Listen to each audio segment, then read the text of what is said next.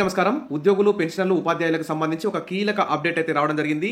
మరి ఇటీవల తెలంగాణ ప్రభుత్వం కూడా ఉద్యోగుల సమస్యలను దసరా వరకు పరిష్కరించే విధంగా ఏమైనా వెసులుబాటు ఉందేమో అని రేవంత్ రెడ్డి గారు ఎంక్వైరీ చేస్తున్నట్టు తెలుస్తోంది. ఆర్థిక శాఖ నుంచి కూడా వివరాలు కోరినట్టు తెలుస్తోంది. ఇక్కడ క్షేత్రస్థాయిలో ఉద్యోగులైతే మరి చాలా అసంతృప్తిగా ఉన్నారు. కాబట్టి ప్రభుత్వం 6 గ్యారంటీల పేరుతో లక్షల కోట్లు ఖర్చు పెట్టి వివిధ వర్గాల ప్రజలకు సంక్షేమ పథకాలు అమలు చేస్తుంది. కానీ ఉద్యోగులకు రావాల్సిన 5 ఏళ్లకోసారి ఇవ్వాల్సిన పీఆర్సీ చాలా ఆలస్యం అవుతోంది. 6 నెలలకోసారి రావాల్సిన డిఏలు ఆలస్యం అవుతున్నాయి. తద్వారా 5 డిఏలు పెండింగ్లో ఉన్నాయి. తర్వాత పీఆర్సీ కమిషన్ రిపోర్ట్ కూడా చాలా ఆలస్యమైంది.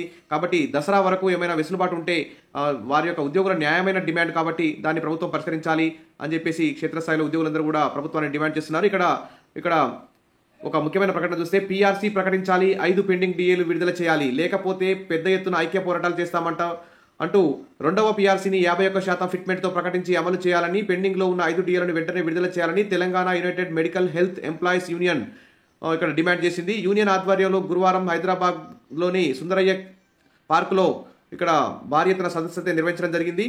తర్వాత కాంట్రాక్ట్ అవుట్సోర్సింగ్ ఉద్యోగులకు, పెన్షనర్లకు 2023 జూలై 1 నుంచి రెండవ పీఆర్సీ రావాల్సి ఉంది.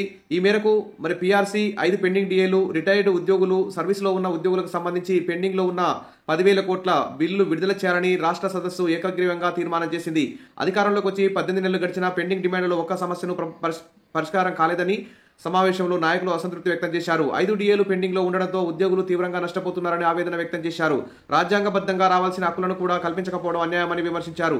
రిటైర్డ్ ఉద్యోగులకు బెనిఫిట్స్ రాక గుండెపోటుతో చనిపోతున్నారని విచారం వ్యక్తం చేశారు. ఆర్థిక ఇబ్బందులు తట్టుకోలేక రిటైర్డ్ ప్రధానోపాధ్యాయులు కొండేటి సోమిరెడ్డి గుండెపోటుతో మరణించారని వారు గుర్తించారు. ఇక ఆధార్ బేస్డ్ అటెండెన్స్ సిస్టమ్ను రద్దు చేయాలని, ఈక్విబేర్ వ్యవస్థను రద్దు చేసి ట్రెజరీ ద్వారా బిల్లులను క్లియర్ చేసే పాత విధానాన్ని పునరుద్ధరించాలని, డిమాండ్లు నెరవేర్చాలని కోరారు. ఇక ఉద్యోగుల ప్రధానమైన డిమాండ్లు చూస్తే దాదాపు 10,000 కోట్ల బిల్లున్నాయి, నెలకు 700 కోట్లు మంజూరు చేస్తామని చెప్పారు. కానీ ఇంతవరకు అయితే మంజూరు చేయలేదు. ఇక పెండింగ్లో ఉన్న 2 డిఏలను వెంటనే 5 డిఏల్లో కనీసం 2 డిఏలను వెంటనే విడుదల చేయాలని ఉద్యోగ సంఘాలు అయితే ప్రధానంగా డిమాండ్ చేస్తున్నాయి. ఇక ఉద్యోగుల హెల్త్ స్కీమ్ను పూర్తి స్థాయిలో అమలు చేయాలని, సిపిఎస్ రద్దు చేయాలని, ఓల్డ్ పెన్షన్ తీసుకురావాలని కోరుతున్నాయి. ఇక 51% ఫిట్మెంట్తో పీఆర్సీ అమలు చేయాలని, ఇక 317 సమస్యలు కూడా పరిష్కరించాలని, ప్రమోషన్ల కమిటీని ఏర్పాటు చేయాలని, ప్రమోషన్లు ఇవ్వాలని, జనరల్ ట్రాన్స్ఫర్స్ కూడా తక్షణమే చేపట్టాలని, ఇలా అనేక ప్రధాన డిమాండ్లతో ఉద్యోగులైతే చాలా అసంతృప్తిగా ఉన్నారు. ప్రభుత్వం వెంటనే మరి పీఆర్సీ రిపోర్ట్ తెప్పించుకొని వెంటనే 51% ఫిట్మెంట్తో పీఆర్సీ ఇవ్వాలి. పెండింగ్లో ఉన్న 5 డిఏల్లో కనీసం 2-3 డిఏలైనా వెంటనే మంజూరు చేయాలి. అప్పుడే ఉద్యోగులు హ్యాపీగా తమ యొక్క విధులు నిర్వహించుకునే అవకాశం ఉంది.